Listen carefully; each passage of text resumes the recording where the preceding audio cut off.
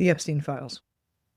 Let's keep this simple because this hits extremely hard for me, and if I don't keep it simple, I'm going to burn something down. Lawmakers and law enforcement have 3 jobs to do: arrest, prosecute, jail.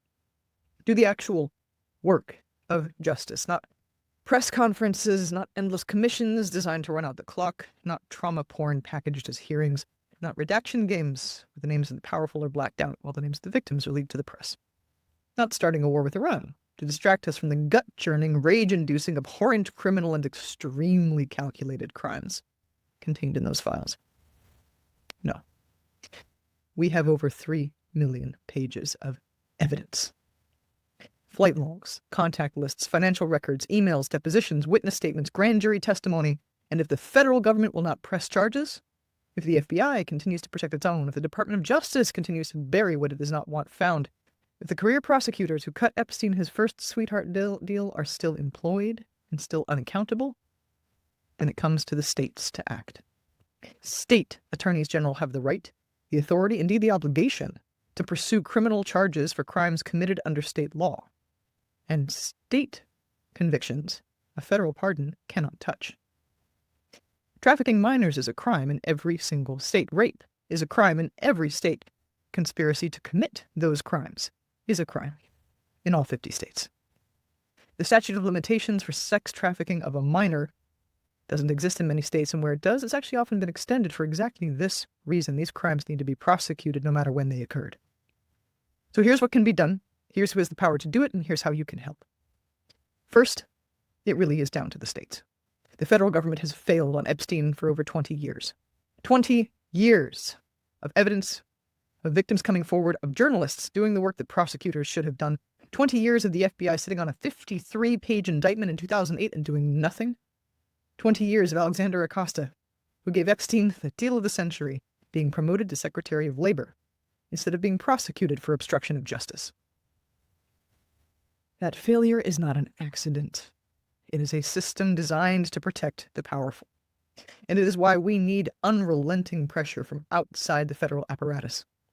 State attorneys general in New York, Florida, New Mexico, the U.S. Virgin Islands, any jurisdiction where Epstein owned property, flew his planes, hosted his parties, or trafficked his victims, can open their own investigations. They can impanel their own grand juries, they can issue their own subpoenas, they can bring their own charges. They do not need permission from D.C. They do not need the FBI to cooperate. All they need is courage. So help give it to them. Second, Congress. Yes, Congress is part of the problem. Compromised to the hilt by donor money, intimidated by the powerful, structurally incentivized to look away. But Congress also has tools. The subpoena power, the contempt power, the power to impeach federal judges and prosecutors who have failed in their duties. The power to withhold funding from agencies that refuse to cooperate.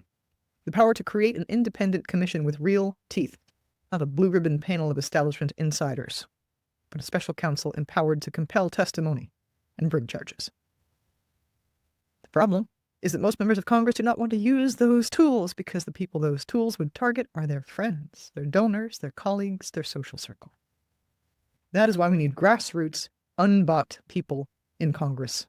Principled, experienced, unbought. If you live in my district, you've seen my signs. People like me, who do not owe their careers to the same networks that protected Epstein for decades. Third, the public, you. The people watching this, sharing this, calling their representatives, showing up at protests, donating to legal funds, supporting journalists who refuse to drop the story. The Epstein network survived for as long as it did because the public was kept in the dark. The floodlights are on now, but floodlights do not convict anyone. Pressure does.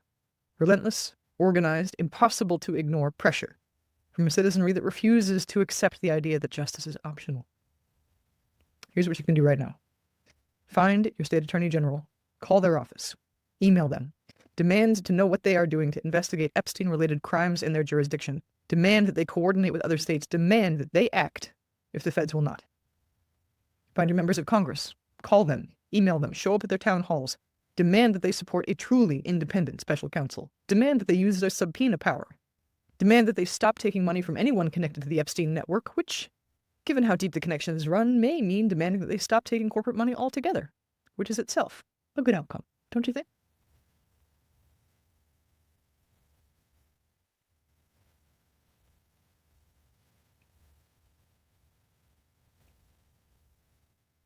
Find and support the independent journalists who have been really covering this work. Many of them are not in the mainstream, or if they were, they've had to leave. Look on Substack. Look for the places where voices are not censored and are not silenced. You do not have to answer to media oligarchs. Find them, contribute to them, support them, subscribe. They need us, and they've been the ones keeping the light on. And organize. Epstein did not operate alone. He had help. He had money. He had protection from people in positions of power. Those people are still in positions of power. They are still moving money, still attending galas, still shaping policy, still deciding which investigations proceed and which get quietly shelved. The only thing that can stop them is a public that works together and refuses to look away. I know the systems are compromised. I know the FBI failed. I know prosecutors failed, courts failed, banks failed, politicians failed, the wealthy social circles that welcomed Jeffrey Epstein failed. It's not an excuse to give up. That's a reason to be unrelenting. That's why we need unbought people in Congress. That's why we need state attorneys general with spines. That's why we need a public that understands that justice is not something delivered from on high. It is something demanded, fought for, and dragged out of a reluctant system by people who refuse to accept the idea that power protects power. I'm not interested in theater. I'm interested in the actual work of justice. Arrest, prosecute, jail. Not because we want revenge, but because law without consequences is a performance, and the victims of Jeffrey Epstein have watched the performance ignore them for 20 years. They deserve better. The children who are trafficked today, they will be trafficked tomorrow by the next Jeffrey Epstein. And there will be a next one if we do not make it clear that those consequences are real. Those kids deserve better. I'm Melissa Chowdhury. I'm running for Congress in Washington's 9th District on 3 pillars: care, courage, and the Constitution. I'm also a mother. And so I say this with every fire and fiber of my being, that the people deserve a representative who will not look away from this and who will not stop until justice is done. Vote Melissa for Congress.